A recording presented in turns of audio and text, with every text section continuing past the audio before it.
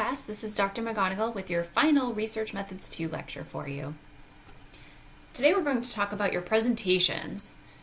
So let's first talk about an overview and why I'm having you do this presentation. So in research, we don't just write papers. Usually researchers also deliver presentations to audiences that want to hear about their research. So it's really important to not only be able to write about it, but to be able to talk about it as well. So this presentation gives you the opportunity to practice your oral presentation skills. And, notably, these are necessary for almost every type of job that you could imagine.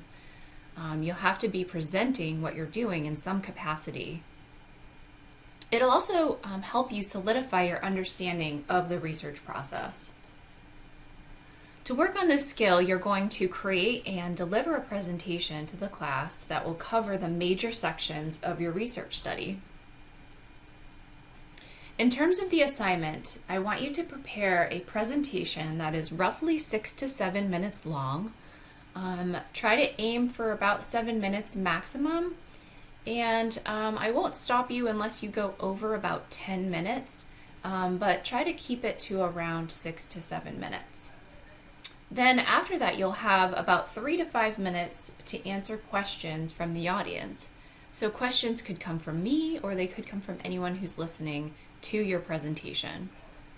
I want you to prepare a slide deck to submit through Canvas, and please note the due date for that slide deck, which is a little bit before your actual presentation will happen.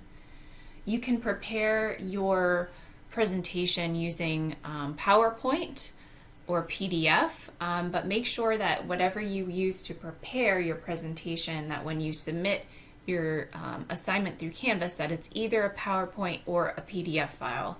So if you create it in a different type of program, save it as a PDF and submit your presentation through PDF, as a PDF. There is a detailed grading rubric posted on Canvas, like there is for every assignment in this class, so take a look at that, and I will go through some of those criteria today. All right, so let's talk a little bit more specifics about what should be included in your presentation. So your first slide should be a title, and this is sort of your title page where you include the title of your presentation, your name, and the date of your presentation. The next slide can be an overview. This is optional, but sometimes it's nice to have a brief overview of what you will be presenting. So that could be maybe 4 or 5 bullets where you tell us just an overview of what you'll be talking about. The next 2 or 3 slides should be your introduction section. And this is where you provide sort of a high-level background of your research question and your study. So you might talk about why the study is important. You can provide definitions of your variables and any information from your literature review that's relevant to your study.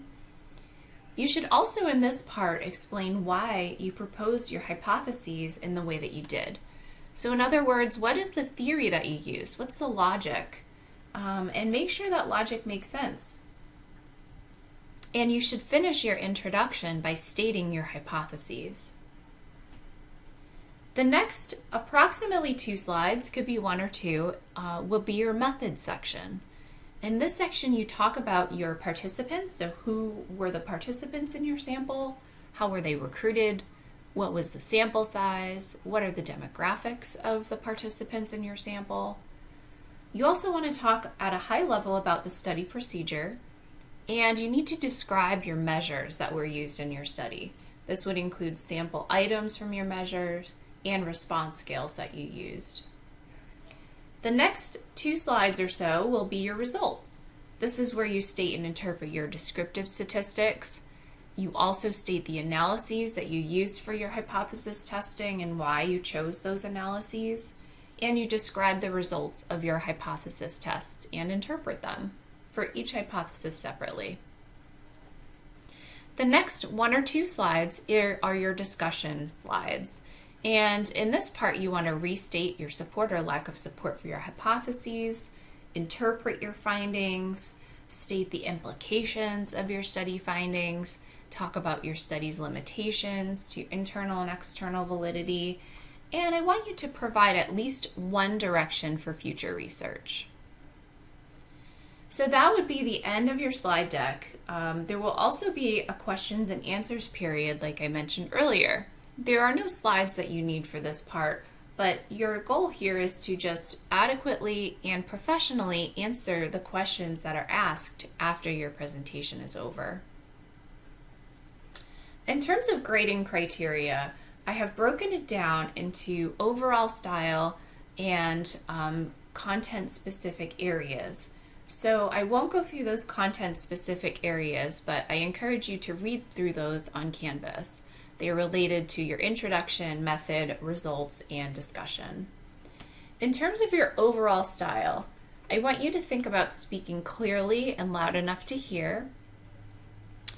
I want you to make sure that your presentation is grammatically correct. So try to avoid typos and things like that. Of course, I know that these happen, and you've probably seen these in slides throughout the semester. I try to catch all of my typos, but I don't always. Sometimes they slip through. But do the best you can. Try to proofread your slides. Organize your presentation in terms of the flow that I've provided here. So you want to start with your introduction, then your method, then your results, and then your discussion. You want to make sure your presentation is easy to read and understand. And not distracting, so not overly flashy or difficult to read. You want to make sure that you're spending adequate time on each section. So don't fly through the method in 30 seconds, for instance.